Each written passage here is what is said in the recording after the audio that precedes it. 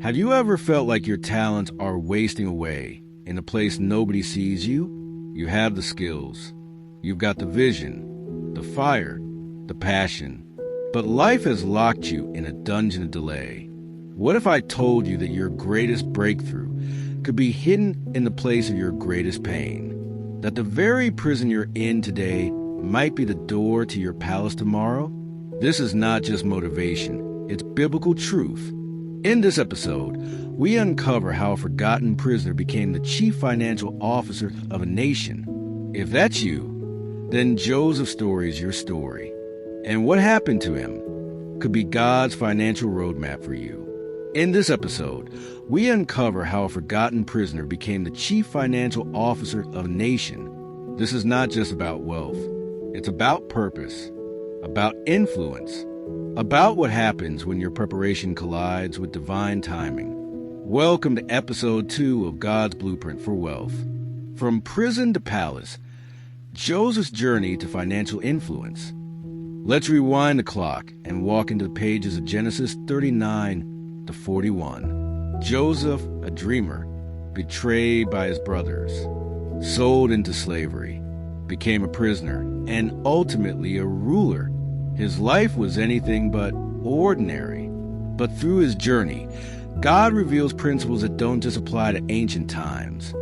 They're still the keys to kingdom wealth, purpose, and promotion today. 1. Joseph's dreams were divine clues to his destiny. Joseph's story starts with dreams, visions of greatness, of leadership, of favor. Genesis 37 verses 5 to 11. But those dreams caused envy, jealousy, and betrayal. His brothers sold him into slavery. The very people who should have celebrated him became the ones who hurt him. Sometimes, your dream will be misunderstood. Your purpose might isolate you.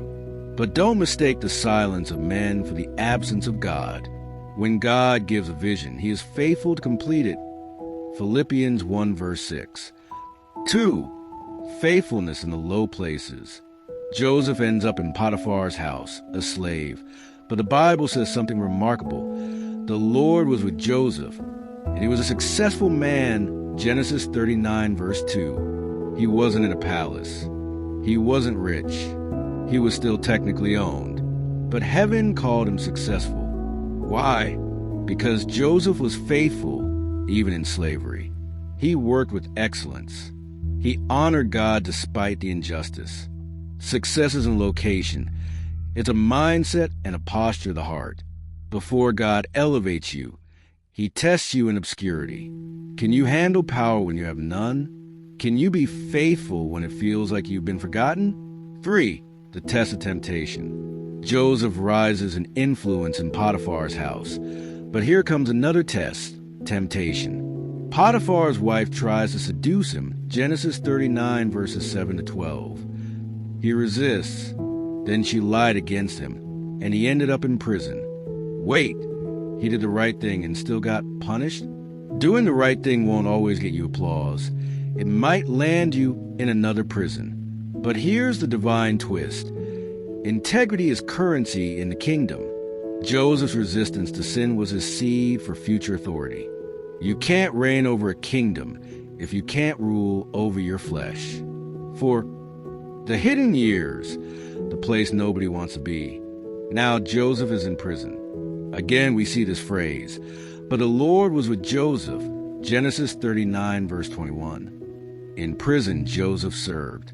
He interpreted dreams for others, even while his own dreams seemed like a joke. He interprets dreams for Pharaoh's officials. Yet they forget him. 2 years pass. Joseph didn't plan to be in prison. He didn't deserve to be there either. But God allowed it, because before Joseph could manage Egypt's economy, he had to manage his own soul in solitude. Here's what we learn. Preparation often feels like punishment. While others forgot him, God was shaping him. In the prison, Joseph learned to lead quietly. He became trustworthy with small things, so he could be trusted with greater things. Have you ever felt like your gifts were being used, but your purpose was overlooked? That's the dungeon season. But here's the truth. Delay is not denial. God was orchestrating a moment Joseph couldn't see yet. He was preparing Pharaoh's dream. When your life feels like it's on hold, don't waste a waiting room. Your current prison might just be a divine training ground for future promotion. 5. The power of preparation and strategic connections.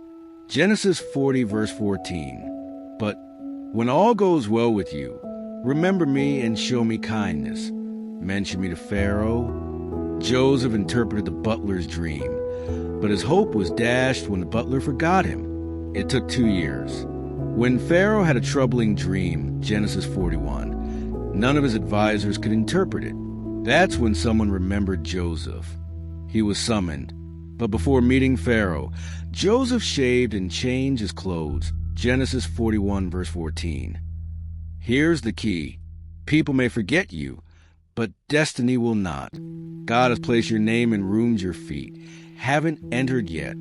He has divine connections timed to perfection. Don't chase platforms. Build character. God can place your resume, your business, your calling before kings at the right moment. When the door opens, be ready. Joseph didn't wait until he was in the palace to start acting like royalty. He prepared in the prison. You don't wait for the opportunity to start learning, growing, developing character. You become the person worthy of the blessing before the blessing shows up. 6. Standing before Pharaoh when purpose and preparation collide. Genesis 41, verse 16. I cannot do it, Joseph replied to Pharaoh, but God will give Pharaoh the answer he desires. Joseph doesn't pitch himself. He promotes God. Even when standing before the most powerful man in the world, he says, I can't, but God can. True influence is not self-centered. It's God-centered. Pharaoh recognized something in Joseph that went beyond intelligence. It was wisdom, supernatural insight, a divine calm in boardrooms and business meetings. Don't trade your spiritual discernment for secular tactics. The world is not looking for more noise. They're desperate for answers. And Joseph had them. 7. The blueprint of a kingdom economy. Genesis 41, verses 34 to 36, reveals Joseph's financial plan. Let Pharaoh appoint commissioners, collect a fifth of the harvest, store it, use it in times of famine. Joseph laid down the principles of saving, planning, management, and distribution. He implemented a 20% saving strategy long before financial coaches coined it. This was no miracle moment. It was a blueprint, discipline, structure, foresight. Joseph didn't pray for money. He planned for provision. You don't need a sudden windfall. You need a strategy. God blesses stewardship more than spontaneity. You can turn small beginnings into massive impact when you apply kingdom principles. 8. Divine wisdom brings financial authority. Joseph interprets Pharaoh's dream, but he doesn't stop there. He gives a full economic plan for navigating the upcoming famine. Genesis 41, verses 33 to 36. Pharaoh sees more than just a dream interpreter. He sees a strategist, a leader. Genesis 41, verses 39 to 40. Then Pharaoh said to Joseph, Since God has made all this known to you, you shall be over my house, and all my people shall be ruled according to your word.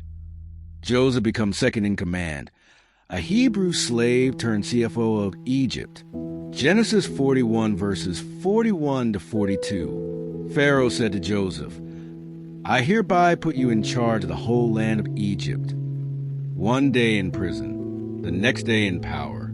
Joseph becomes the CFO of Egypt, the most powerful empire of that time. God doesn't just promote the gifted. He promotes the prepared. Your stewardship today is building your stage tomorrow. Financial influence isn't about accumulating money. It's about stewarding wisdom, vision, and resources for kingdom purpose. But note this, his promotion wasn't for status. It was for service. He managed national resources to save lives. Wealth in the kingdom is not for hoarding. It's for helping. Your business, your job, your finances, these are tools. They are platforms for kingdom impact. Joseph fed nations, reunited his family, changed history. What could God do with your influence? Full circle, from pain to purpose. Joseph finally sees his brothers again, the same ones who sold him. And instead of revenge, he offers reconciliation. Genesis 50, verse 20. You meant evil against me, but God meant it for good, to accomplish what is now being done, the saving of many lives. Joseph's story ends where it began, with purpose. Every prison had a purpose. Every delay was divine. And now, he uses his influence not just to manage grain, but to restore grace. Key takeaways. Your pit is not your permanent place. God tests you before he trusts you with power. Dreams come with delays, but also with destiny. Integrity costs you something, but it births elevation. The gift God gave you is meant for solving problems in the world. What if your current struggle is just a setup for divine strategy? Like Joseph, your faithfulness today is creating your future platform. You may feel stuck, forgotten, misunderstood, but God is writing your story like he did for Joseph. Let Joseph's journey fuel your faith and inspire your financial steps. If this episode spoke to you, like, share, and subscribe to continue this journey through God's blueprint for wealth. And if this episode spoke to you, drop your lessons in the comment. Episode 3 drops soon. The generosity that broke the curse, how giving unlocks God's overflow. We'll uncover a powerful moment where a simple act of giving shifts a nation's future. Don't miss it.